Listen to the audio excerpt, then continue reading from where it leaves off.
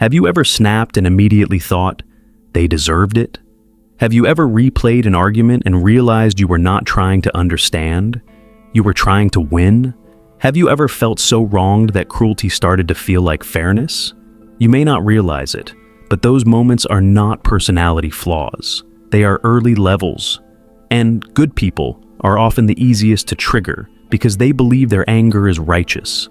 Most monsters don't begin as monsters. They begin as the good one, the reliable one, the patient one, the one who would never hurt anyone. And that's the problem. The fastest way to become dangerous is to be convinced you're incapable of it.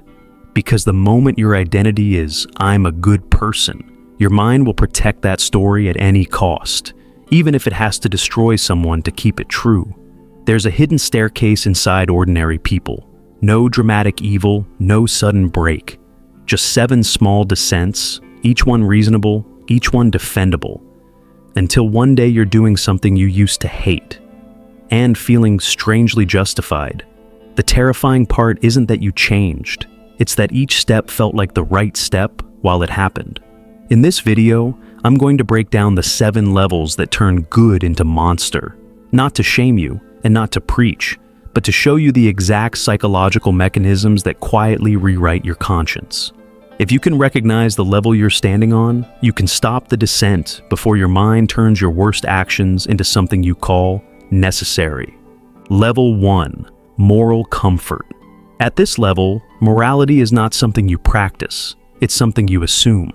I'm a good person becomes a settled fact, not a question. And once goodness is treated as an identity instead of a responsibility, the mind relaxes. It stops watching itself.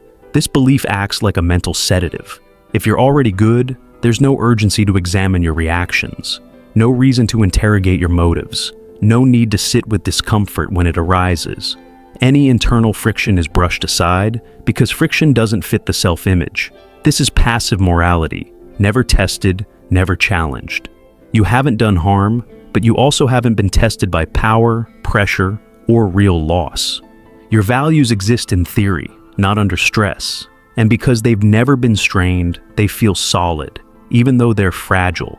The early warning signs are subtle. Discomfort is avoided instead of explored. Criticism feels irritating rather than informative.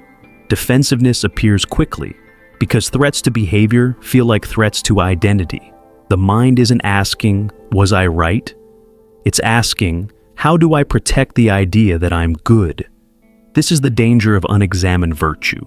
Not that it's evil, but that it's asleep, and a sleeping mind doesn't notice when it starts drifting. Level 2. Justified self-interest. At this stage, the person still believes they are good.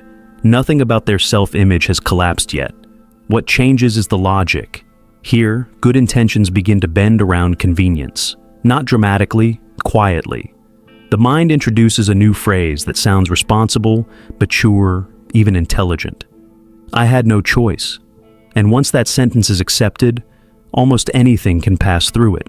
Small ethical compromises appear first. Nothing extreme. A line is crossed, but only slightly. Someone is ignored. A truth is softened into a half-truth. A decision is made that benefits the self while disadvantaging someone else, just this once. The harm feels tolerable because it's framed as necessary. This is where the language shifts. What once felt like I should becomes I must. What was optional becomes unavoidable. And what is unavoidable stops feeling like a choice at all. Necessity is powerful because it erodes empathy without announcing itself. When survival, success, or self-protection take center stage, other people slowly fade into the background. Their needs become obstacles. Their feelings become variables. You don't stop caring, you simply start caring less. And you tell yourself it's realistic. The danger here isn't selfishness, it's justification. Because once a reason exists, the mind stops asking whether the action was right and starts rehearsing why it was unavoidable. And when justification works once, it doesn't leave. It becomes a habit, one that quietly prepares the ground for the next descent. Level 3. Emotional morality. This is the point where logic doesn't disappear. It gets overruled. Emotion steps into the role of judge, jury, and evidence. At this level, morality is no longer decided by what is true, but by what feels true. The inner rule becomes simple. I feel it, therefore it's right. Anger feels justified, so it must be.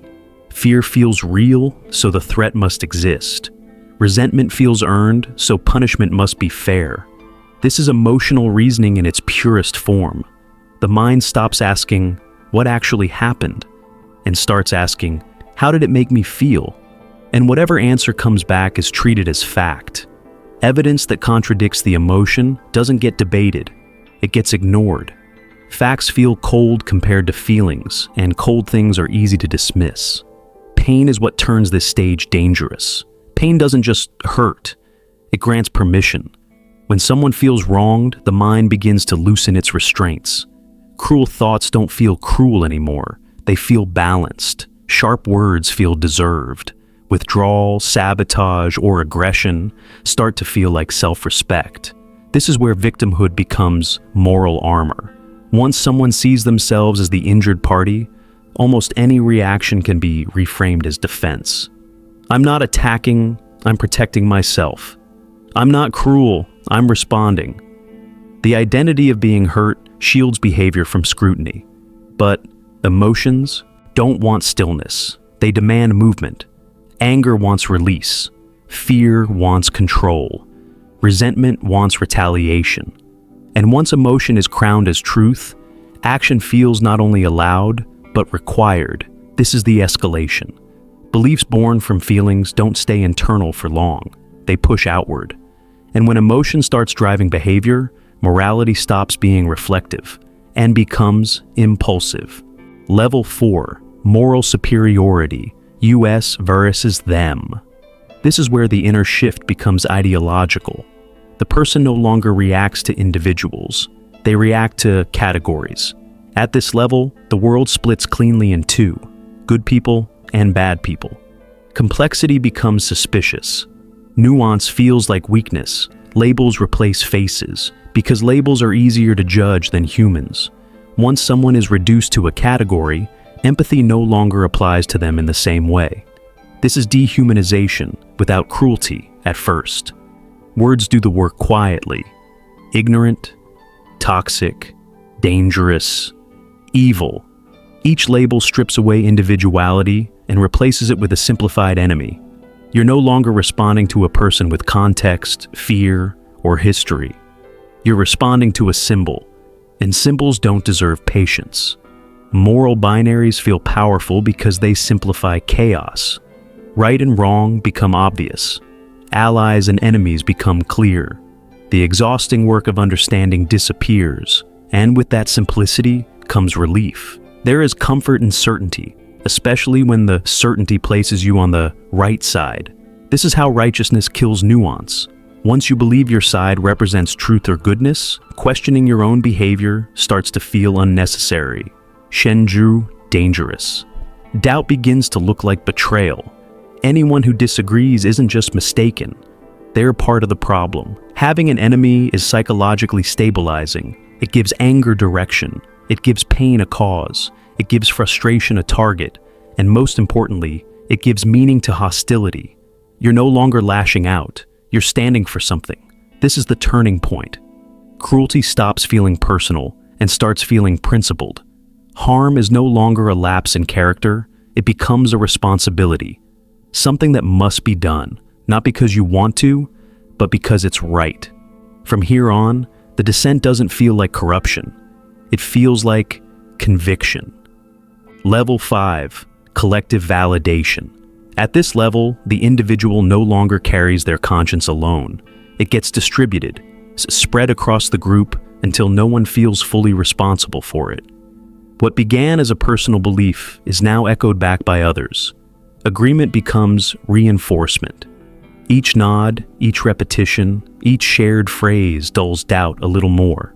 When harm is approved by many, it stops feeling like harm at all. It feels like alignment. This is the power of the crowd. When others validate your view, your actions feel lighter. Responsibility thins out. If everyone thinks this way, how wrong can it be?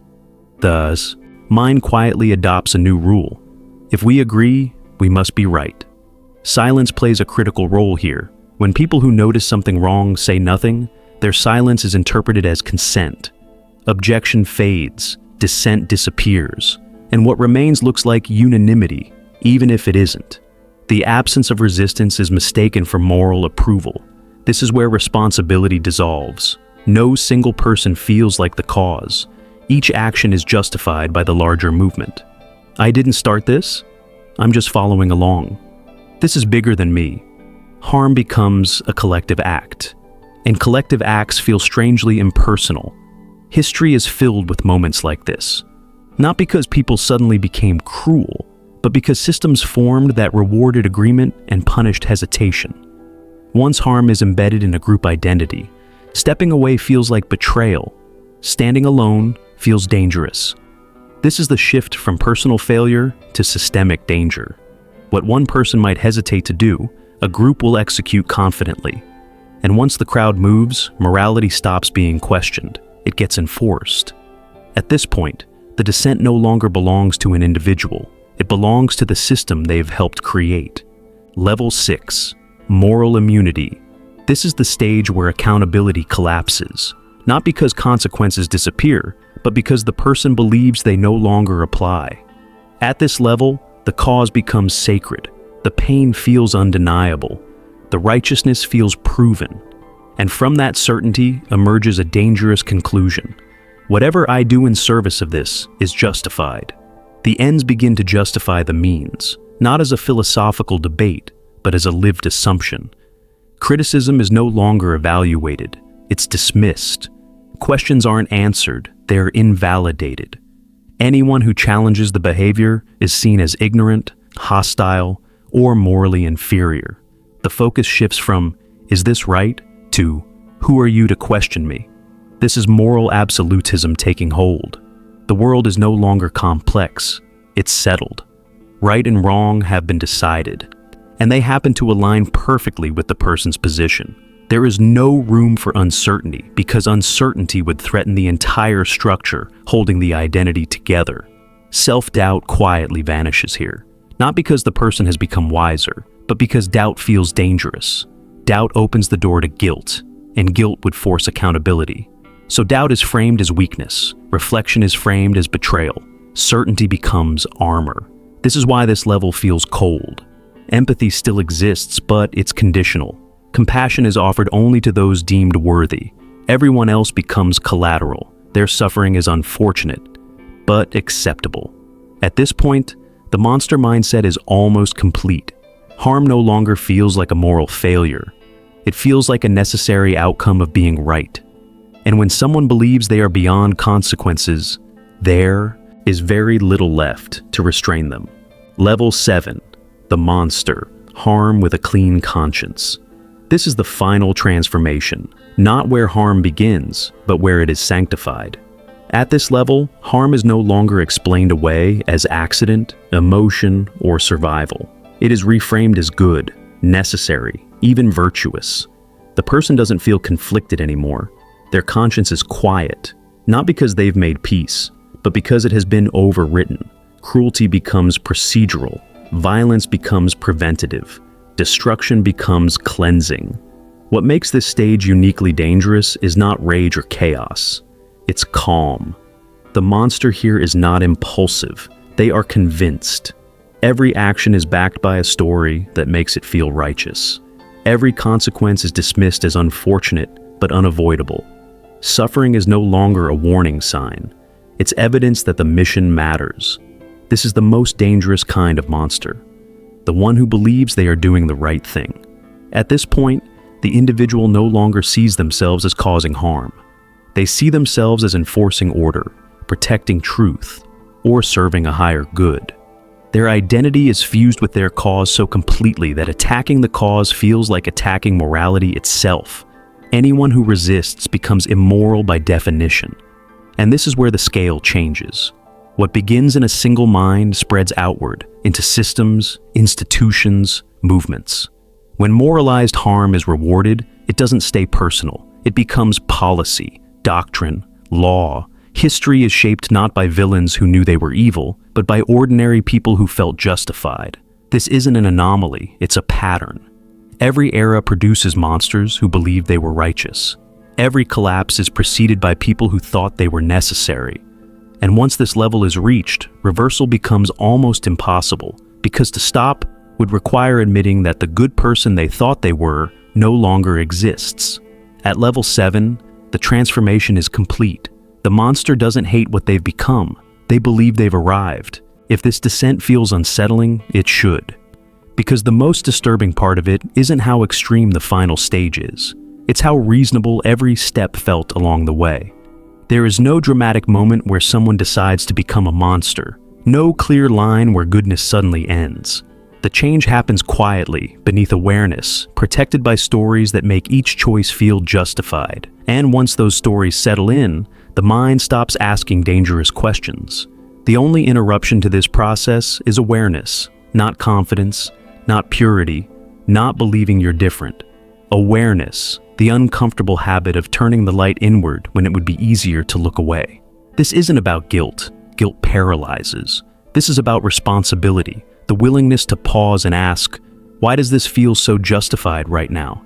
To notice defensiveness before it hardens. To question certainty before it becomes identity. To recognize when pain is turning into permission.